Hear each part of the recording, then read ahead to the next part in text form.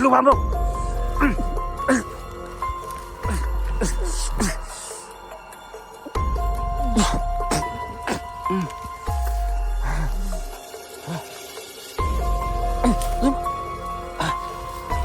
Sana. Ano?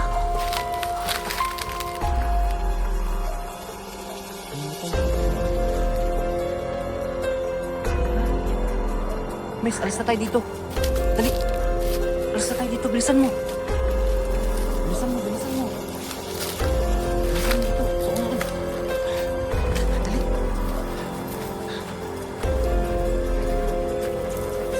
Sige, sige. Diyan ka lang, miss. Hindi ka na makakatakas pa. So, ayan mga idol. Ipapalawa natin ngayon itong bertud na sinasabi nilang nakakahawa o diyan daw nagsimula yung pag-aswang. Ayan o, hindi po siya mapakali ngayon mga idol. Wait lang po.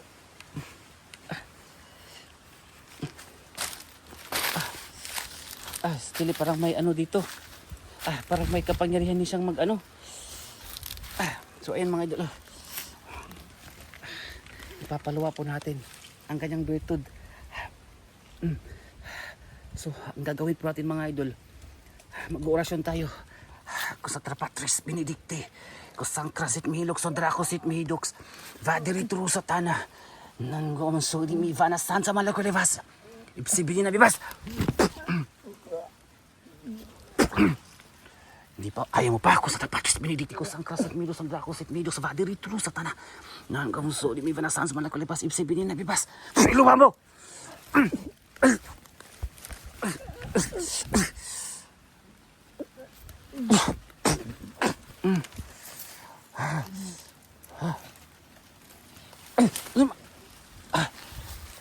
Sana. Hala. Hala, anong klaseng bertud dyan? Parang kakaiba naman. Parang kakaiba naman yung bertud niya mga idol. Parang kakaiba. Hala, uy, miss. Hala. Hala, nahimatay na siya.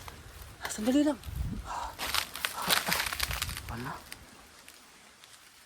Nahimatay siya mga idol.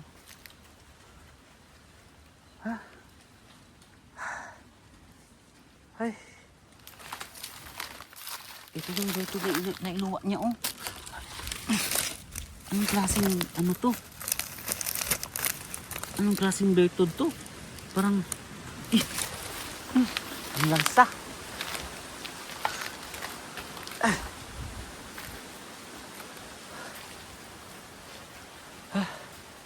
So ayun mga idol, dito pa talaga na ipaluwa namin. Hindi ko na talaga nakayanan mga idol kasi nanigurado po tayo para gumaling itong naipaluwa na natin ang kanyang bertud dito. Saan kaya yun? Ayan mga idol, oh. Dapat balutin muna natin ito. Ayan. Dapat sunugin at basagin. Wala. Tingnan nyo naman mga idol itong ano niya, paa niya. Iba naman itong paa niya. So ayan mga idol, oh. Ayan siya, parang sumasakit ang kanyang tiyan. Kasi parang ano natin yung pag-aaswang ng mga idol. Nakuha na ang kanyang pag-aaswang. So ayan, oh. Hindi ko inaasahan na mangyayari to. Kasi ang tagal ko nang hindi nakapagaling ng ganito at nakapalawa ng bertud. So eto na nga mga idol, no. Eto na nga. Ayan yung babae. Parang nahimatay ulit siya.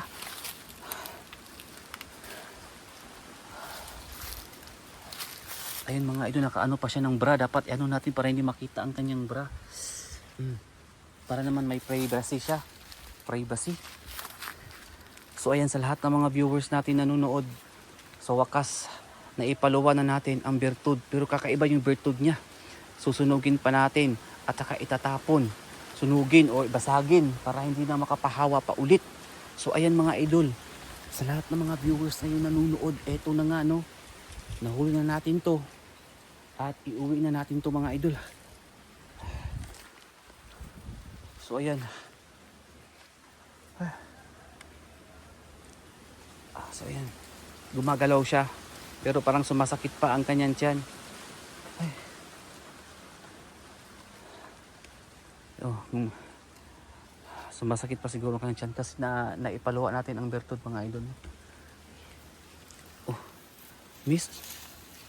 Okay ka na. Huwag ka na mag-alala. Mga ilang minuto. Oh, mga ilang minuto maging okay ka na. Uy. Miss. Uy. Dali lang mga idol. Hindi muna tayo dapat kampante kasi parang pero naipaluwa na natin ang kanyang bertud.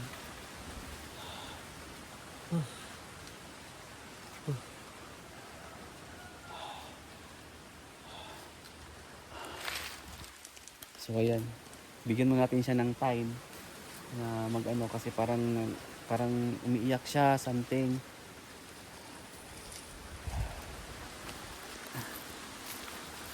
So ayan miss, okay ka lang ba? Ayan.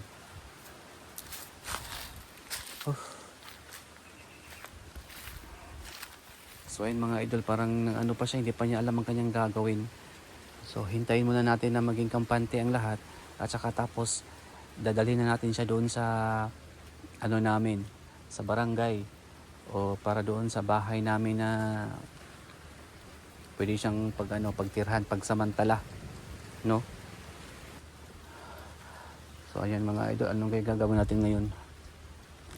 So ito na nga mga idol, no, sa lahat ng mga viewers natin, sa lahat ng nanonood ngayon, maraming salamat sa inyo. Ayan po, nakapagpahinga na siya ng mga ilang minuto at pwede na natin tong dalhin mga idol, tong babae na to. Tingnan nyo, pinagpapawisan tuloy ako. Sa barangay, isumbong natin kung sino talaga ang mga magulang nito at bakit siya nawaan. Tapos hindi ko na ipapakita yung bertud para pero nakita nyo naman sa video na parang kakaiba. Parang lumalakas yung hangin dito mga idol. Parang may something nangyari. Parang nagalit yung... Hindi ko alam. Parang may something dito. Parang may nagalit dito sa area na to. So ayan na nga. At ialis na natin to dito. At makapagpahinga na. Pero hindi tayo dapat kampante mga idol. Kasi may kasamahan pa siya. No? May babae siyang kasama. At yung lalaki meron din, at mga idol meron pang matanda.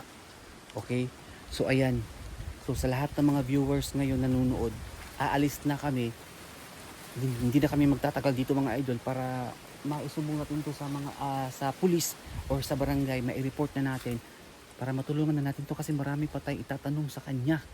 Okay, so miss, bago ang lahat, bago tayo umalis dito sa lugar na to kasi nakakatakot dito, ano bang pangalan mo? Ha? Ano bang pangalan mo, miss? Ha? Hindi ko marinig yung pangalan mo. Ano yung pangalan mo? Basta. Ilang taon ka na?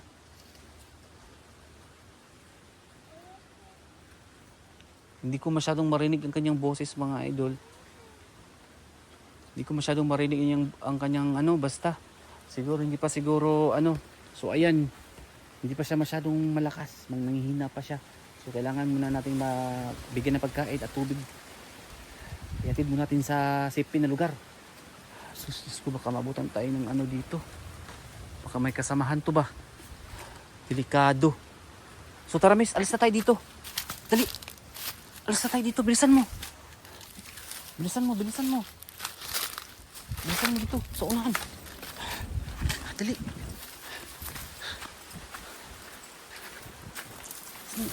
Sige. Hala! Yung babae! Uy! Miss! Uy! Hala! Matanda! Uy! Saan yung babae? Bakit may matanda dito?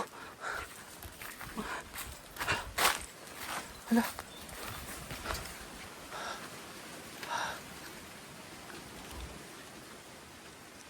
Saan yung babae? Bakit may matanda dito?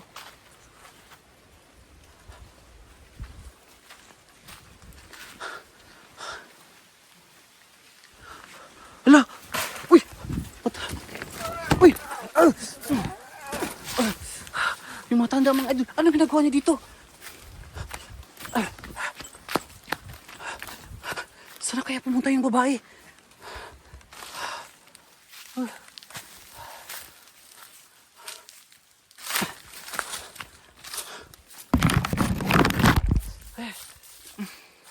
Walang hiya yun.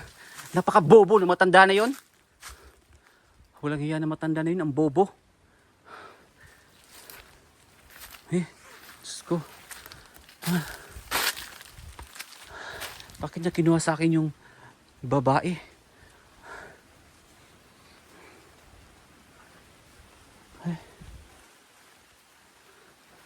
Diyos ko. Saan na kaya pumunta yung babae na yun? Kinuha niya mga idol. So ayan sa lahat ng mga viewers natin. Nakita na sana, nahuli na sana natin yung babae at biglang dumating yung matanda mga idol. Ay, Diyos ko.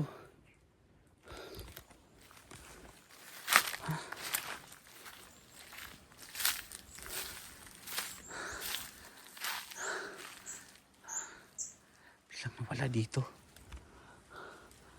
So papunta na sana ako dun sa ano mga idol.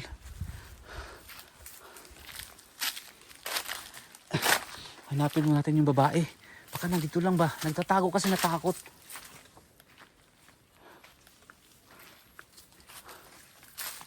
Oh, la.